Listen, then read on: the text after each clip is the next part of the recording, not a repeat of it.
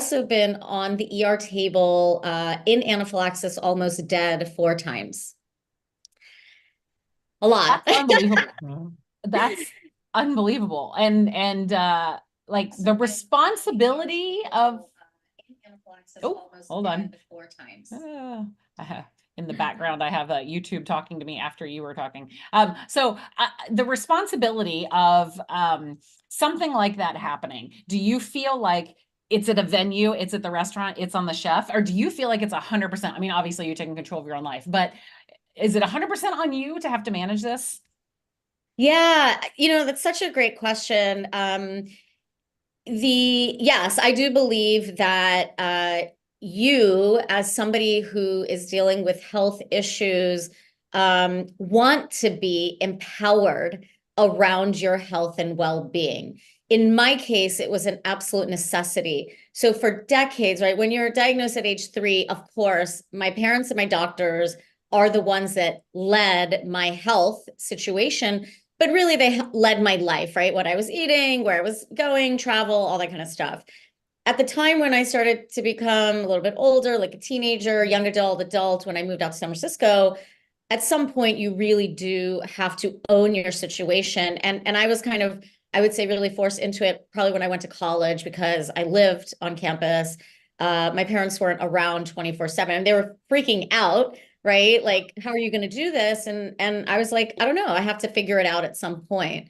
Mhm. So part of like as a part of my, platform, I do talk about how do we get empowered around our whole, body health, and that means our mental, physical, spiritual, and emotional, right? Holistic health, to start to understand like your body system, how, and in my case, how were things like food reacting or acting in my system so that I could start to make very conscious decisions on how I move forward in my health, Mhm. right? And so the other parties involved, restaurants, servers, when you're traveling, airplanes, things like that. Um, it all truly over the last, 50 years, it's new for them, right? Today in culinary school, there's not classes in food allergies Are there or still not? anything like that, right? So Wow. people are more aware of it, but of course, there's always the right to refuse. So I believe that when you get empowered around your health, and you start to become, an advocate for your problems, wants, needs, desires, right? What we all deal with in marketing, then you're now able to kind of put yourself out there and help them. And this is what I did for many years, and I still do today. You walk into a restaurant, you have to just assume they don't know how to cook for you. So you have to help them, right? You have to build that relationship. You have to talk to them about what your allergies are, and I carried a tool, a food allergy card, for many, many decades, which I would just give to them. It was like my business card. And I Wow. would say, like, here's what I'm dealing with. Is this something you can help me with? I'd love to eat here. And I'm really about building that relationship, again, just like we do in marketing. So my worlds, when I say my worlds were colliding, I started to see that what I was doing in my work as a CMO and those kinds of skill sets could actually be applied to my health. Back in my fourth anaphylaxis was in 2008. And so this is kind of when I really started a whole new trajectory on how I was taking care of myself. Mhm. So when you mentioned, and in the TED Talk, you showed an image of what that actual card looked like that you would give to people. What was the reaction when you go into a restaurant? And I mean, part of it is like, oh my gosh, how terrifying to go into some chef's place and be like, you must cook for me this way. Like, how did that go? Yeah, and it's actually more of like a question, right? So I talk about this in my book. I developed that and had many chefs kind of test it out in their kitchens. And we had different versions, right? And my look, I had over 32 severe food allergies. Oh my gosh. And I say had because I eliminated them all. And I know we'll get there. Oh my gosh. So that's what my book is about. So when we were developing the card, we were thinking of like, how do we lay this information out? Like a design project, right? How do we lay this information out? How it's going to be easy for the reader to digest, things like that. We decided to put a photo, on the back of the card, and we tested it in different restaurants, like with the chef owner. Mm, And like still today, every single person I show that card to is like, this is the greatest tool in the world. I don't know why other people don't carry it. Mhm. And like, we're going to take care of you. And so it's not about you must cook this way for me. They don't need to. Mhm. It's more of me saying, I'd love to eat here. I love your food, or I've read about you, chef. And, but like, I'm dealing with some food allergies. Here's my situation. What do you think? Now we're having a conversation, right?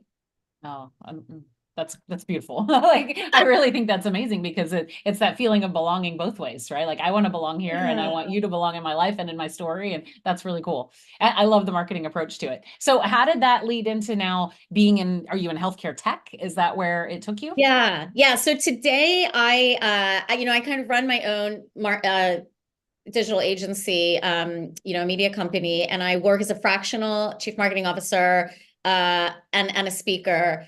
And I'm also certified as both a health coach and an executive coach as well. Mhm. So I work specifically in the umbrella of health and wellness, which includes health tech, digital health, health and wellness, food and ag tech. Okay. And I specifically work with impact-driven organizations. So think about companies that have solutions working toward the UN Sustainable Development Goals, Mhm. right? And so and that isn't necessarily just health and wellness, but these are really impact-driven ventures that are really about solutions that are improving solutions for people and the planet, improving people's health and well-being, talking about healthy leadership, et cetera. And so that's my work today. And the way I got into it was, so after this 2008 incident, the one thing it left me actually with when I left the ER was hives all over my body for a year. Oh my God. So like imagine, you find 3 days later, I left the ER and I had that anaphylaxis incident was pretty bad and toxic in my situation. So I had hives kind of in my scalp, like all the way down, right? I, My face, all the way down to my toes. And they didn't leave for a year. oh my gosh. So I had plenty of time to like think about how do I want to move forward in my life. And I will say, like in all this pain, I truly did find power. And there was like this tiny, tiny spark that was lit at that time that said, look, you pretty much have two choices. You can do the same thing, live the same way that you were living, and possibly you'll have a fifth anaphylaxis and it'll be game over. Or this is like, you have to listen to what the lesson is here because it kind of keeps happening in your life and Mhm. you want to move forward in a different way, right? So that resilience and adaptability muscles, right, started to Mhm. like really come into my world.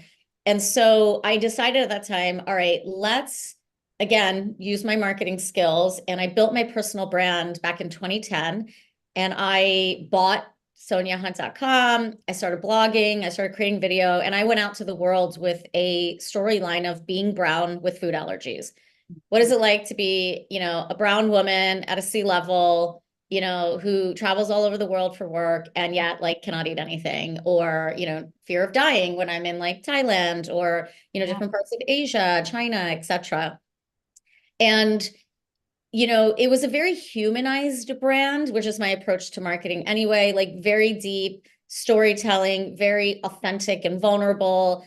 The touch, the texture, the feel of the brand still today is not clinical at all because that's not what we need when you have such a human story. Mhm. So when I took this out, like it just immediately started to resonate with people, and a lot with people who didn't have food allergies because they were like, oh my God, I know somebody who does, and I didn't know that person goes through all of this. Right. So as I built my personal brand, now I started to think about, what are those big things that we can really do? Like again, like strategies, like how do I build this brand? Who am I trying to reach? What are those big things I want to do, which eventually led me to the TED Talk and then writing a book. So kind of my worlds are really colliding back in 2008 around all of this. And that's when I decided to move my career more onto kind of this umbrella of health and wellness because I was already out there speaking publicly. And I still do that today as a paid speaker, represented by different speakers bureaus. And what I saw, which is so relevant when COVID hit, was, if we don't prioritize our health on a daily basis and build a foundation of well-being, everything is just off, right? Just everything, right? At that time when I was so unwell, how was I supposed to be, the CMO running global teams, right? I mean, when you have something like severe anaphylaxis and you're taking heavy medication, you've got like brain fog, you're exhausted, you've got hives all over. It's everything together.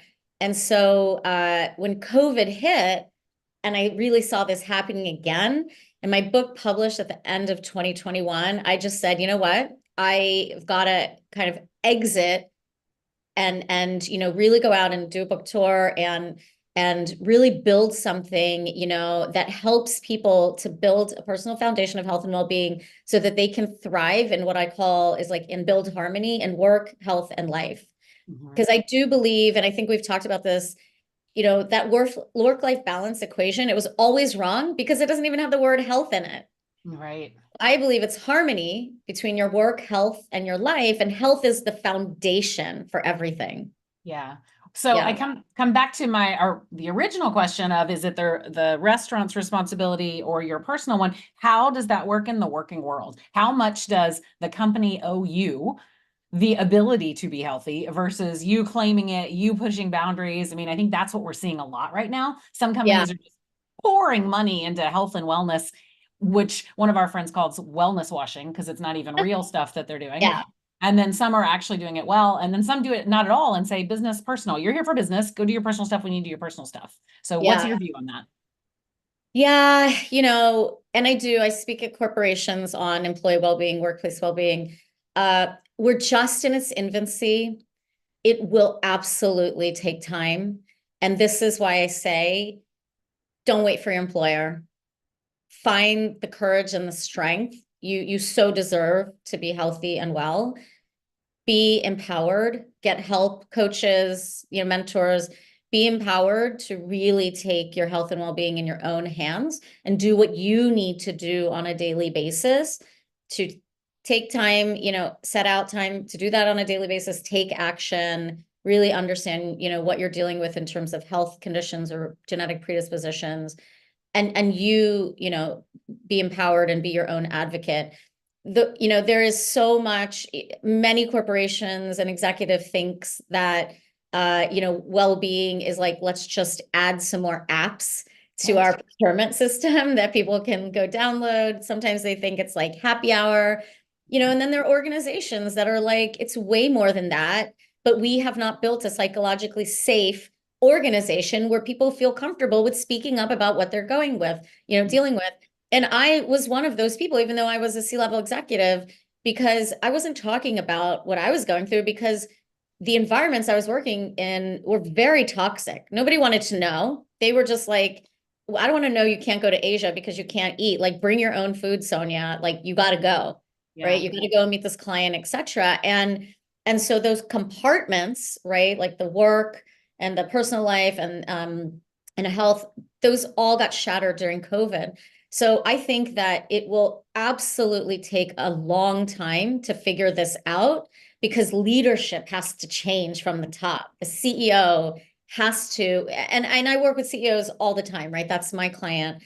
And they're all unhealthy. They're not taking care of themselves. So if you're not well, how do you lead by example? How do your team see, that they should be taking care of their health? They should be advocating for their health. So I believe that kind of don't worry about your organization, but you really find the strength to be empowered to take care of yourself. And hopefully in the future, those two will come closer together. Okay. And what does that look like? What is like a healthy balance of self-care actually mean? Do I have to get up at 5 a.m. and meditate? Do I have to do yoga? Like, what does it mean? Yeah, it's so I think that answer is the answer that works for you, right? There's so many people out there that will tell you like what to do, right? We see it on LinkedIn all the time. Everyone's a guru. The 5 a.m.ers, the late nighters, No, the most important thing I think that you can do is really, again, like understand just like what's going on with your body system, right? In my case, food allergies, we learned, right, the hard way. And then through decades of like testing, as I got older, I learned about genetic predispositions. Um, Mhm. so now that I know kind of what's going on in my health, I think that first step, many people just kind of don't want to know because they're scared. BIPOC communities don't know about genetic predispositions. Mhm. Um, Many people in those communities, don't go to the doctor yearly. So I think the first thing is like really understanding kind of what's going on with your health, and then you deciding, what you want to do to start taking action to improve it. And I believe that when you find actions that you love to do, you're going to do more of them every day. So, for example, I never, ever, ever was a meditator yoga person, even though my dad, I feel like he's like this yogi, and he used to just embed it in us when we were kids that you kids should do yoga. And we were all rolling our eyes. But at a later age, I was like, you know what? I just feel Really like pretty I good. need to peace out every day, Yeah. right? And so I tried, and one day, and I tried the next day, and I started with breathing exercises, which led into meditation. And now I've been meditating twice a day for decades. Mm, mhm. So I realized like maybe it didn't work for me then, it works for me now, right? At one point, the hour in the gym worked for me. No way. Now, Yeah. oh my God, I love walking. I am Mm. like all about walking, no headphones, in the fresh air in California, jump rope. So when you find these things that you love to do, it's going to be a great part of your day. And I personally, have like time on my calendar where I am just moving. Because otherwise, like, I work at home and then I'm on a plane, and you can just be sitting down for so long. So these Mhm. little like reminders, my phone will go off and have an alarm that says, like, get up, go take a walk, move your body, meditate, things like that. But it has to be what works for you. The main thing is, don't kind of be a slave to the work such that you don't do it. Right. Because that's when rapid time goes by and all of a sudden you're in crisis. Yeah. Yeah. I listened to a podcast the other day where someone had asked, do I need to stop drinking? Is that what I have to do to be healthy? And the response was really interesting. She said, she said, examine the reason you're having the drink. Because if you're having the drink to mask something negative or to drown your sorrows, and that's the whole purpose for it, then yes, you should stop drinking. If you're drinking because you're celebrating with friends or you're having an uplifting time or you're out with the group, then that's not a reason to stop. So it's less about what you're putting in your body and more around the mindset of the choices that you're making and why you're making them. I thought that was really cool. Yeah, I love that. And that's why also like in my book, I give people like a framework, right, on how I, got to remission, which is the medical term with all my food allergies. And my first step, I start with mindset and mental health as well, Okay, right? bring it to us. Tell us that step or those processes. Yeah. And so when I decided that, okay, I've got to move forward in a new way.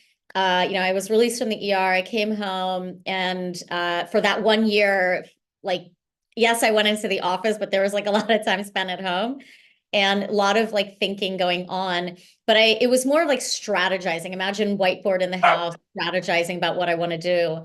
And I felt like I just needed like a program, a framework. There really weren't any programs out there for someone like me. So I was like, all right, let's just like develop a framework. And that framework, which I call 3 to Be, so 3 steps to be healthy, be safe, and be well. And why those terms is because I asked my parents, during this time, like, what was your wish for your children? Like, what did you always want for your kids? And their answer was, we were always grateful if our kids were, healthy, right? And if they were just safe. And I think they meant like physically healthy, like physically safe. And then we want them to prosper in life. But I Mhm. thought about, how that ties into holistic health and mental health, mental safety, mental, wellness, spiritual, emotional, right, physical. And I thought, oh, this is really interesting from a whole body health perspective. So I just started to develop like this framework. And the reason I began with step one, which was all about, your mindset changing from like fixed mindset to growth mindset, and was because I believe that if you're dealing with so much worry, anxiety, and stress that is now chronic, in my case with severe food allergies for decades, it absolutely was chronic. How can you then truly make the right conscious decisions on behalf of your health and behalf of your life, right? You can. So that first step is really to kind of like assess where you're at with your mental health, where you're at with your mindset.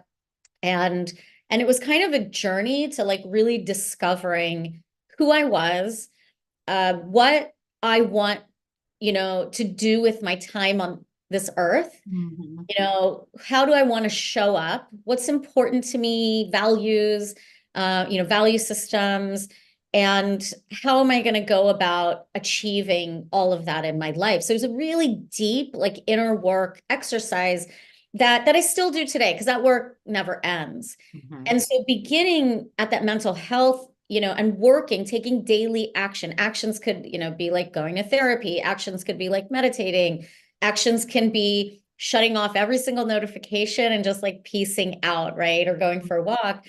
And I really worked on that because I had just chronic stress, and think about decades of chronic stress from, you can't put something into your mouth without having to really think about it, Yeah. right?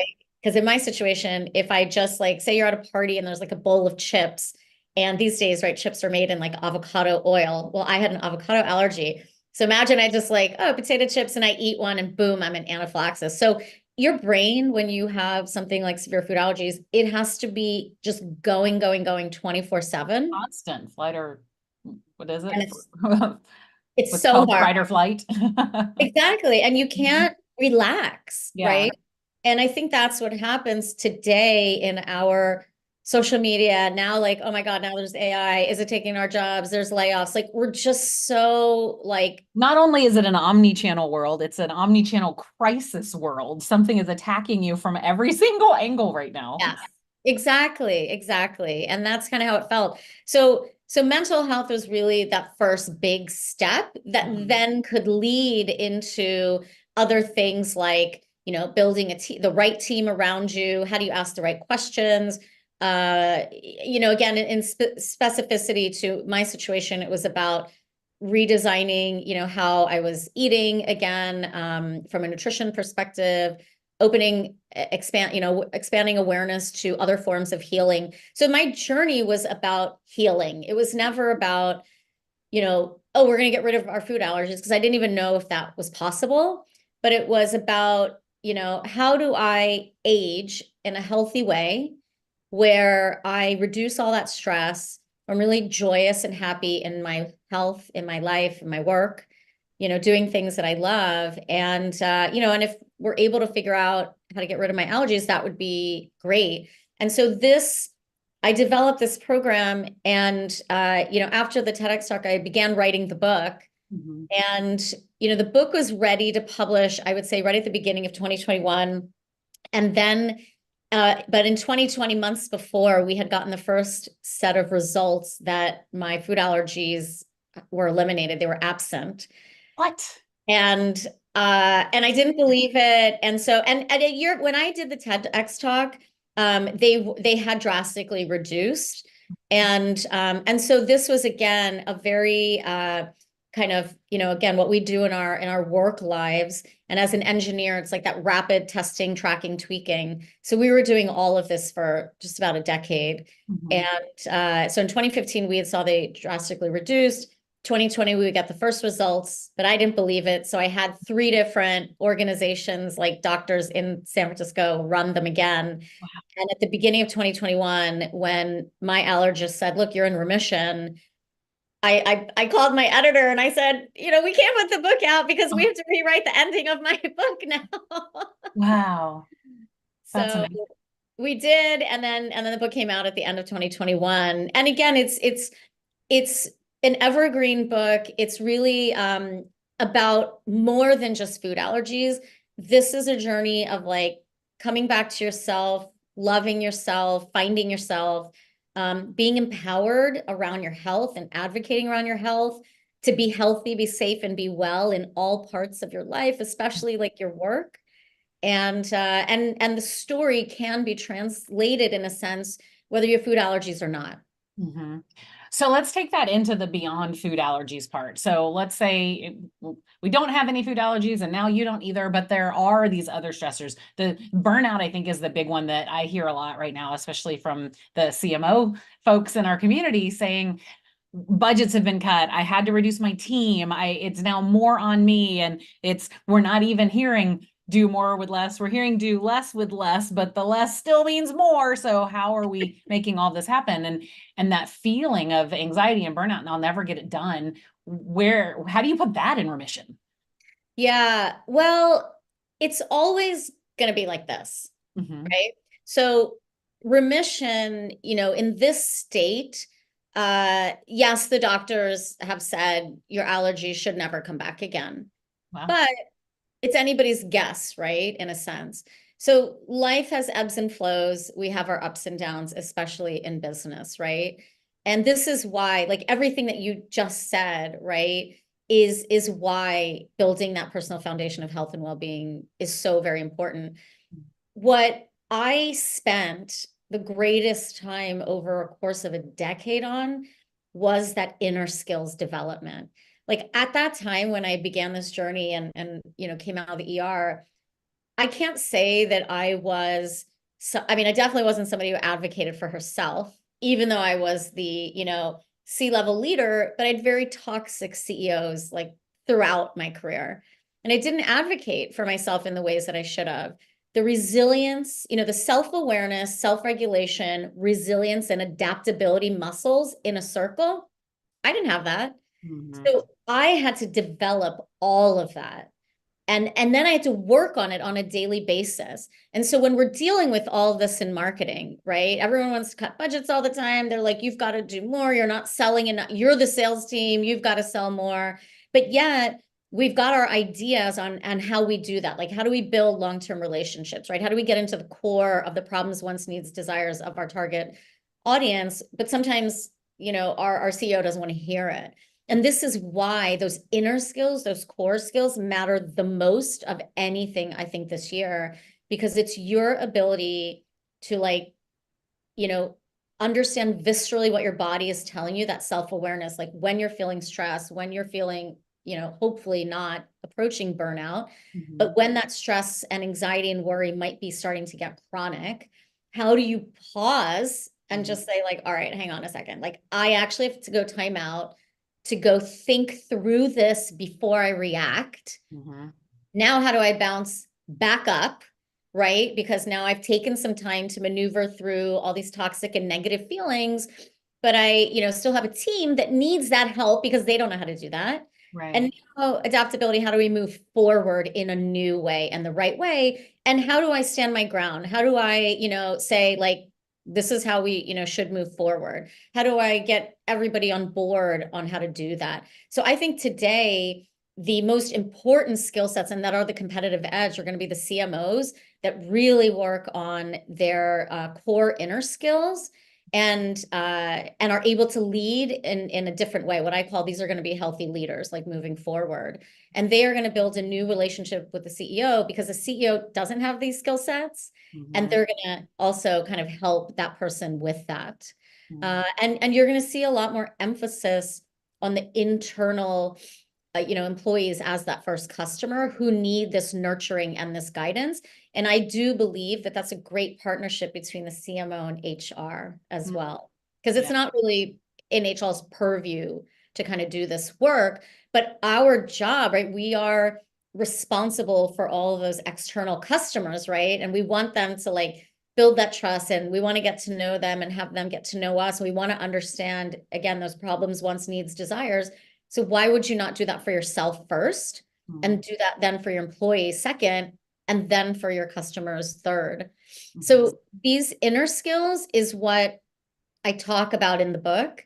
And that's why I kind of say like, my story might have been that specific health issue, but these days I feel like everyone's dealing with some form of stress, right? Like negative stress. And so these same principles can be applied to that. So let's say that you've got the CEO on board, but he reports to the board, she reports to the board. Now you have to get the board on board in order to get the funding approval to do whatever to kind of really take care of your employees. Is that something that needs to go that level to the board to make these things happen? Or can you just do it on a smaller, lower level with your team and start to make change there?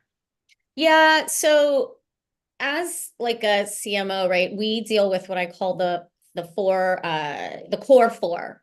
So we are managing up to the CEO, we're managing across the C-suite, we are managing into our teams, and we're managing out to customers. Mhm. Like we are that one role that manages the core four, right? Wow. And you're right in the middle of that. You know how much stress that is? Like when I like feel stressed just talking about that. Exactly.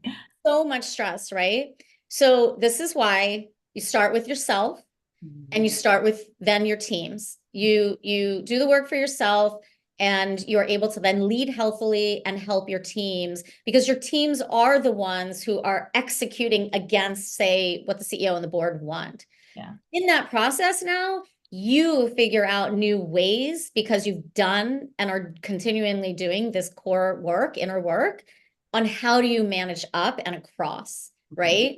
And everybody doesn't have the answers today, right? I think that the CEOs that and even the chief operating officers that understand the detriment of having employees that are not healthy and well to the bottom line, they're just going to get around, right? They're just going to say, okay, like we've got to, get our hands around this to support our internal teams, because otherwise everyone's just going to quit, Mhm. right? And we're going to keep hiring people that are already burned out and coming into the organization. Mhm. So it does take time, it will take time. But I think when you are able to do it yourself, you're actually able to better manage your own stress around all of this, right? It's not going to be happen overnight. And there are, CEOs that really are behind this. And when you're able then to come closer together and align around values of your internal people being humans and not seeing them as transactions, now you're able to also better manage a board in a different way. And again, Mhm. there's always going to be the CEO that just doesn't care, the board that just doesn't care. And I think you have to ask yourself as you go through this transformation, is that the right place for you? Mhm. I decided it was not, right? Right. When my health was transforming, how could I still be in such a toxic environment, right? And so those are really hard decisions that I had to think about, which is why I decided to go down the path that I am today in my business. Yeah. You mentioned earlier about psychological safety.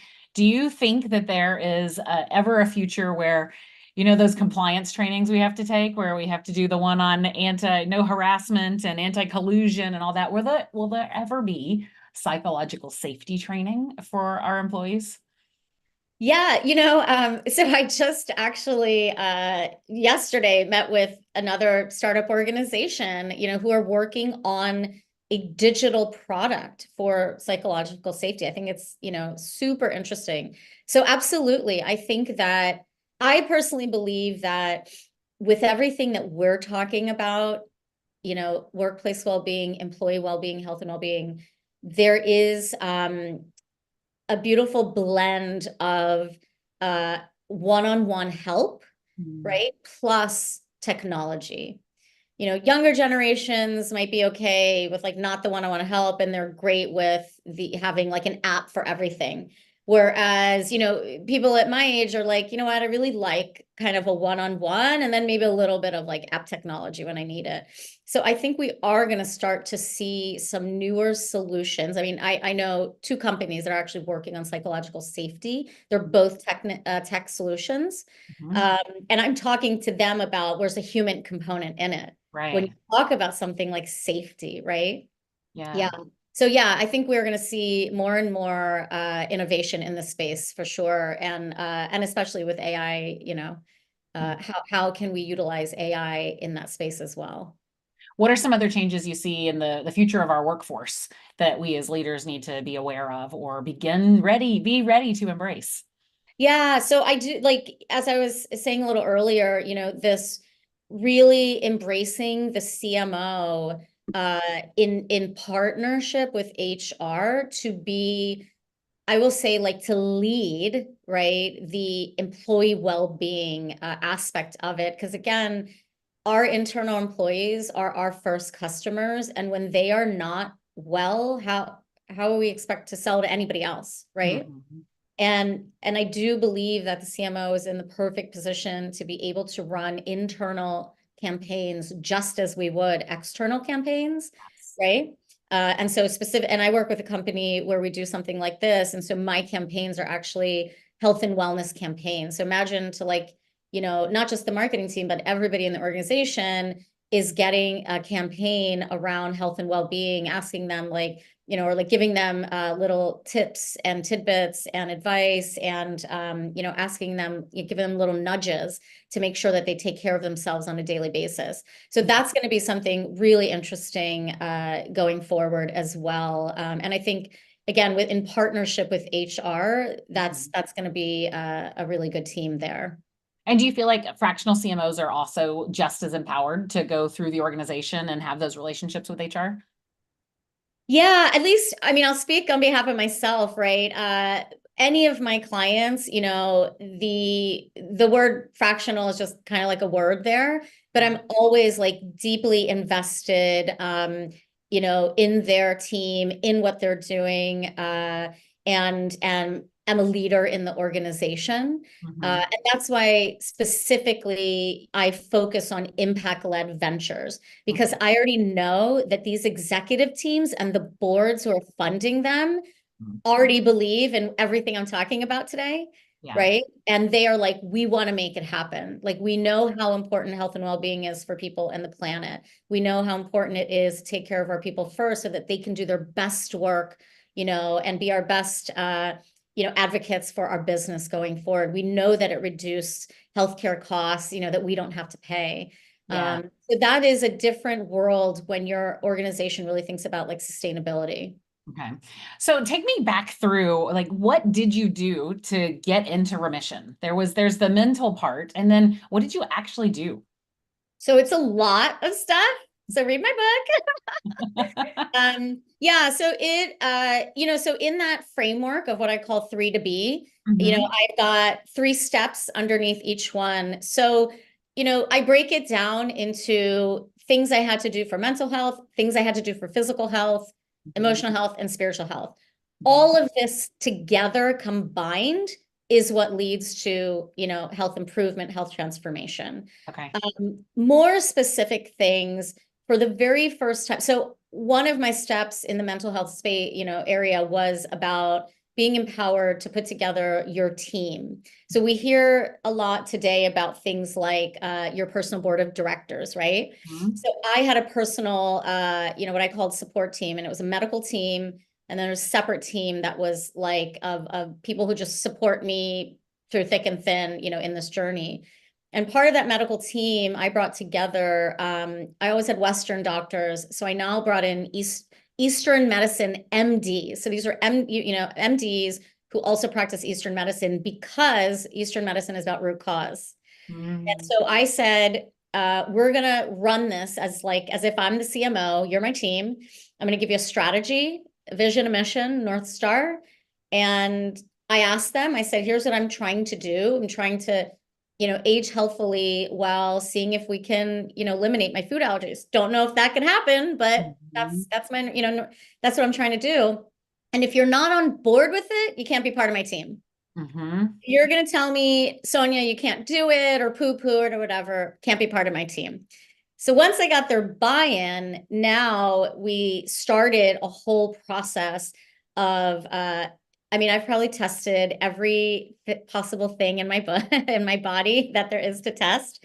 So, think again about, marketing campaigns, right? You got a strategy, you got a vision, now you're doing campaigns, and then you are putting them out into the world, and you're getting data, and you're analyzing that data, and you're tweaking to hit your optimal outcomes. It's exactly what I did, everything with, like, the tests that we ran. And we tested my gut health for the very first time in my life. And we saw the results of just how severely unhealthy and permeable my gut health was. Mhm. And so we worked for a long time, and that's something that like never stops to heal my gut health. And Mhm. there's a lot of new research around a relationship between gut health and food allergies, so that we're starting to consider, is it really that you're allergic to food, or is it that you just have like gut issues? Do you know what I mean? Mhm. So that was a very big area that we worked on for a long time, and we believe that it was a big lever that kind of turned left to right to, once we healed it, to start to bring, the severity of my allergies down. I completely changed the way I ate, and what I mean by that is, so when you're allergic, have severe food allergies, you have your long list of like the things you can't eat, but everything else is like fair game. So I had like 32 food allergies, right? But I was not allergic to gluten. So I ate a ton of pasta, ton Mhm. of pasta. In testing, we found out that I had genetic predisposition to type 2 diabetes. Well, guess what happens after decades of just eating white pasta, right? Yeah, blood sugar problems. Exactly. So that piece of it, like learning again how to eat nourishingly and nutritiously, was a big lever as well. We tested things in my the air quality. We tested for like molds, mycotoxins. And so it was just a big process of these kinds of things. Again, like your environment, what's going into your body, and what's going into your body is also what you're saying to yourself, right? So it's all really related. So it's quite a lot of work, but today, if I do work with anybody from a coaching perspective, I'm able to take all of that and now help them get on their way, much more quickly, so that they don't have to take like 10 years. And again, like nobody, no doctor, I would never tell anybody you can eliminate your food allergies. But there's two things about it. There are techniques like oral immunotherapy that do work primarily in like younger children. And when I went through that many times, unfortunately, it didn't work for me. Mhm. Just was looking for a different way that was more holistic. And I believe that, this focused, adaptable, with grit and perseverance, learning, testing, tracking, tweaking model eventually led me into remission, Mhm. because we were doing so much at the same time. Yeah. Yeah. Incredible story. And so the book, I dropped it into the chat here. It's called Nut Job: How I Oh my Crushed God, My it's Food right Allergies to there. So I good. designed the cover myself. It's so awesome and mildly terrifying. I know. What's the story of the cover? Tell me about it. So this is actually me and the lens I saw my life through, which was externally, like I literally, you would meet me and you were just like, wow, this woman has it all together. But internally, I was just crumbling. So like I was kind of this statue to the world with a lens of like peanuts. My lens of the world was through a peanut allergy. The blue represents anaphylaxis and kind of what happens when Right. your throat and your chest close up, and the dripping is basically dying. Mhm. The pink in the background represents the hives I've had throughout so many years and the year of hives. And I kind of put it in a frame because I felt like my life was always on display when I would have this reaction, and that in itself is just terrifying to have to maneuver through a mental health perspective. Yeah. And I put little earrings because I love long dangly earrings. So the book's called Nut Job, and it's how I felt. And when I was bullied all of my life, it's what people called me as well. Sometimes they would see that allergy card and they'd be like, "Oh my God, who's the nut job at table 5?" Ah, Right? And so and that's why I say, like, I spent so much time on that inner work, that developing those real inner skills and core skills, which today, post-COVID, like we absolutely need as C-level executives, as mhm. leaders, because I do believe when you lead a team at any level, you're responsible for their well-being, Mhm. right? And that doesn't mean you're responsible for their health issues. It just means that, you're taking care of them and you want them to succeed. You want them to be healthy, be safe, and be well, right? Right. Oh, I love that. Cam is asking if we can get a copy of that restaurant allergy card. Do you still have it? Can you pop it up? I have it in my book. I can Okay. show it to you. And at the end of my book, I actually give two templates. If anybody they can rip that page out. And let's see. Here it is. So Perfect. this And is with the picture. so Yes. this is it's on two sides. It's the size of like an index card. Huh? And then the other side, now I purposefully did a glamour shot. And I did this because, and you'll see it has my food, my medication allergies, 911, mom and dad, all that kind of stuff, because I had medication allergies as well. The reason why I did like a really kind of like cool photo was because I wanted the person in the kitchen, I wanted it to be memorable to them, Right. right? I want a tiny little picture in the corner. I wanted this person to be like, oh my God, I gotta find this girl. allergies. And then they turn it around. They're like, we don't want to kill this person, right? Right. And again, I tested this with so many chef owners, restaurants, kitchen staffs. Mhm. Everybody was like, I love this card. Everybody needs this card. So today I carry it not because I need to, but I tell people like, hey, I used to have severe food allergies, just to let and then we kind of start this conversation. So I have hundreds of these like in bags and backpacks and computer bags, things like that. But I really recommend, even if you have one dietary restriction, two, it's just a cool thing to be able to give to a restaurant. And even if you're going to someone's house for dinner, right? I Mhm. always ask if we're having people for dinner, anybody have dietary restrictions, just send them over. And this is a Mhm. really great way. Yeah. Yeah. Oh, I love that so much.